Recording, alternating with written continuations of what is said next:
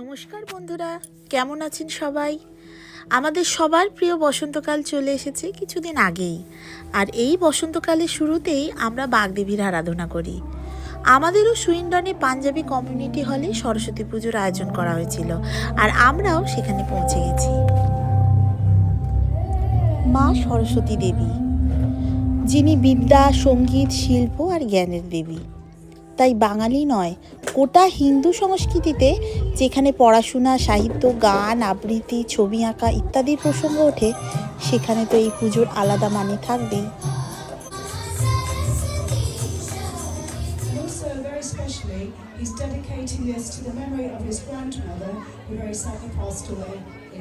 তাই সন্ধেবেলা যে যার কলা প্রদর্শনী করছেন, আর আমরা তা উপভোগ করছি।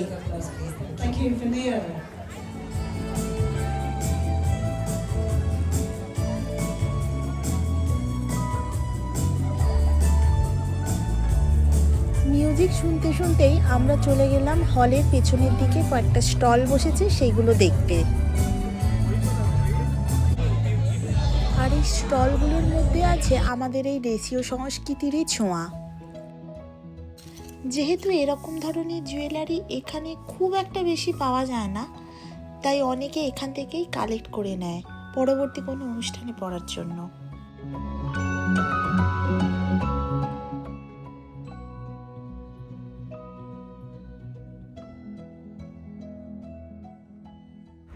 এদিকে আমার সোনামা কিন্তু নৃত্যানুষ্ঠান দেখতেই ব্যস্ত।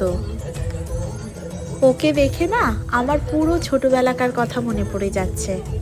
কোথাও কোনো অনুষ্ঠান হলে চলে যেতাম মার সঙ্গে হাত ধরে, আর একদম সামনে থেকে দেখার চেষ্টা করতাম। তবে আমরা যা দেখতাম তা বাঙালির মধ্যেই সীমাবদ্ধ ছিল। এখানে কিন্তু তা নয়। এখানে গোটা ভারতের বিভিন্ন প্রান্ত থেকে লোকজন এসেছে।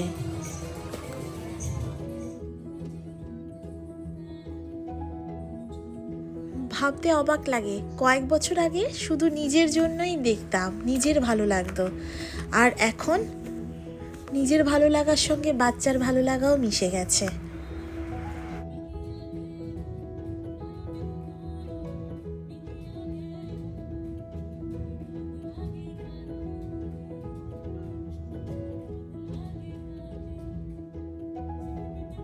সত্যি এমন সুন্দর সুন্দর পারফরমেন্স দেখে মনটা আনন্দে ভরে উঠছে। এখানে কিন্তু বাংলাদেশের বাঙালিরাও অংশগ্রহণ করেছে, কারণ দেশটা ভাগ হলেও বাংলার সংস্কৃতি তো এক। সত্যি কথা বলতে এখানে বাংলাদেশের হিন্দু বাঙালিদের সঙ্গে মিশে মনেই হয় না যে আমরা আলাদা দুই দেশের নাগরিক।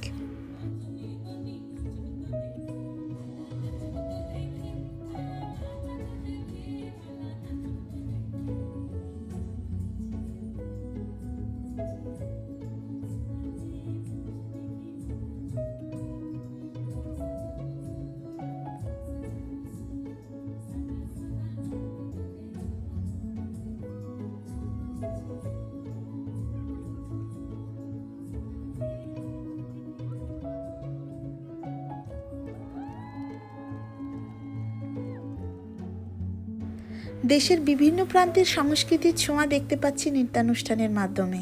এটা কিন্তু বেশ আনন্দের।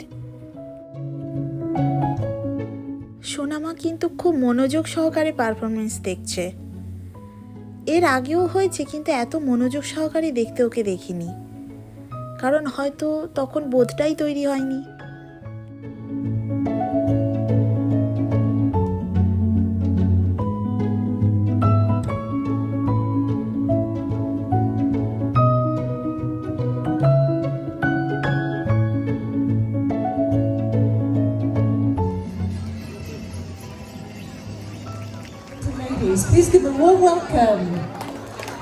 বিদেশিনীরা এসে যখন অংশগ্রহণ করে, তখন বাঙালি হিসেবে অনুভূতিটা বেশ ভালোই হয়।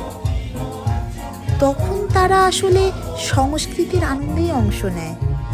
বলতে পারেন এটা একরকম ওই সংস্কৃতির আদান প্রদান। যেমন আমরা বিদেশি গান শুনি, হ্যালোউইন সেলিব্রেট করি, তেমনি ওরাও আমাদের উৎসবে অংশ নেয়।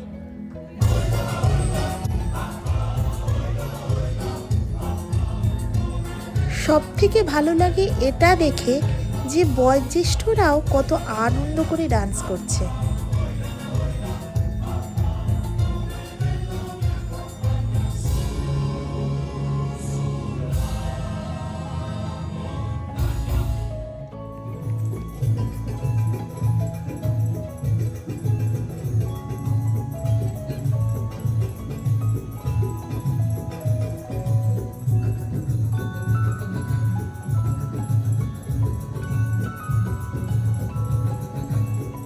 এতক্ষণে ম্যাজিশিয়ান সাহেব এসে বাচ্চাদের ম্যাজিক দেখানোর জন্য প্রস্তুতি শুরু করছে, আর বাচ্চারা সব এক এক করে সেখানেই চলে যাচ্ছে।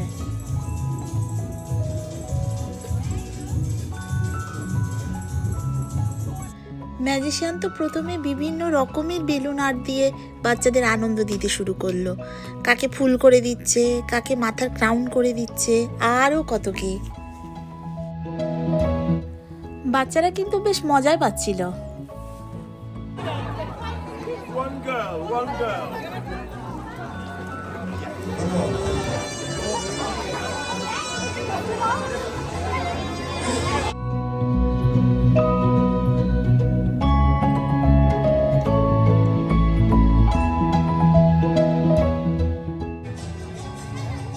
বিভিন্ন রকম ভাবে বেলুন ফোলানোর চেষ্টা চলছিল, দেখতে কিন্তু বেশ মজা লাগছিল।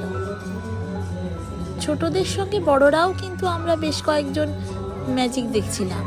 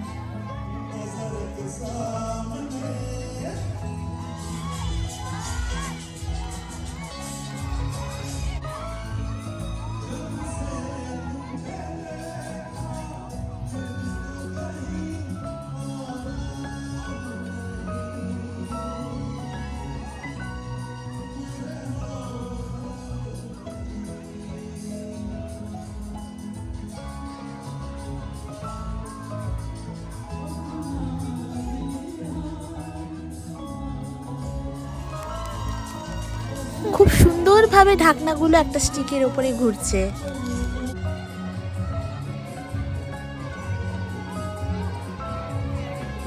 এভাবে বেশ কিছু সুন্দর সুন্দর ম্যাজিক দেখাচ্ছে, আর ওইদিকে খাবারেরও লাইন পড়ে গেছে। বেশ কয়েকটা ম্যাজিক আমি ক্যামেরাবন্দি করেছি ঠিকই, কিন্তু সবগুলো দেখিনি। আমি গিয়েছিলাম খাবার জন্য লাইন দিতে। তবে বাচ্চারা কিন্তু পুরো এনজয় করেছে।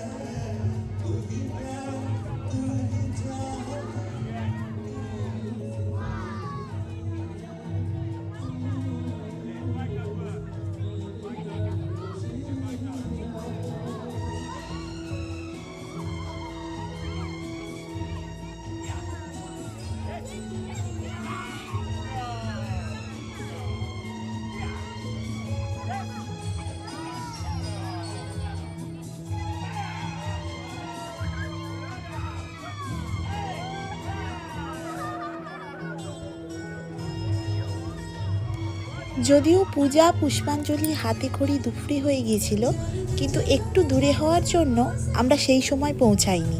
আমরা বিকেল থেকে সেখানে গিয়েছিলাম। সব মিলিয়ে আমরা অনেক অনেক আনন্দ করলাম, আর সেই আনন্দর কিছু অংশ আপনাদের সঙ্গেও ভাগ করে নিলাম। আজকের মতো টাটা।